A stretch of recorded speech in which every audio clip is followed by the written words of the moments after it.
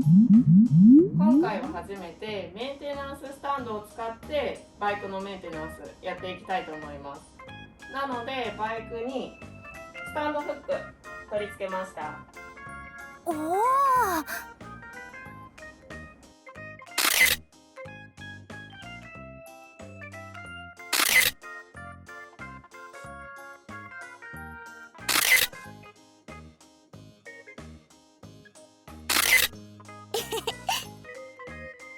それではメンテナンススタンド使っていきたいと思います。ち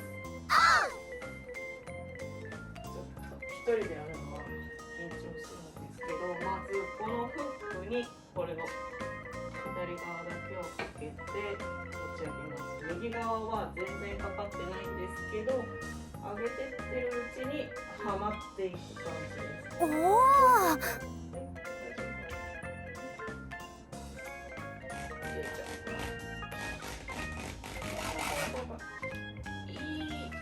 よいしょ。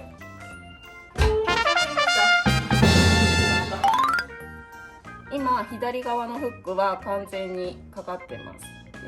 右側のフックはまだバイクが斜めなので、ここにすごい隙間がありますよね。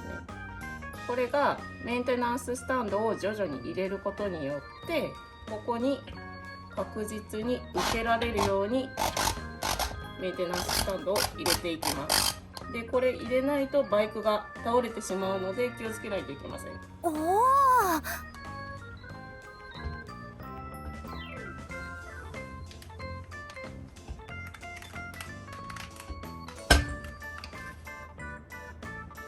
はい、できました。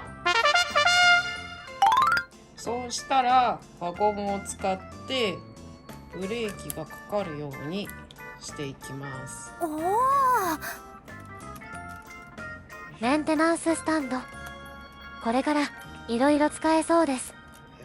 で、ブレーキがかかるようにしておきます。最後までご視聴ありがとうございました。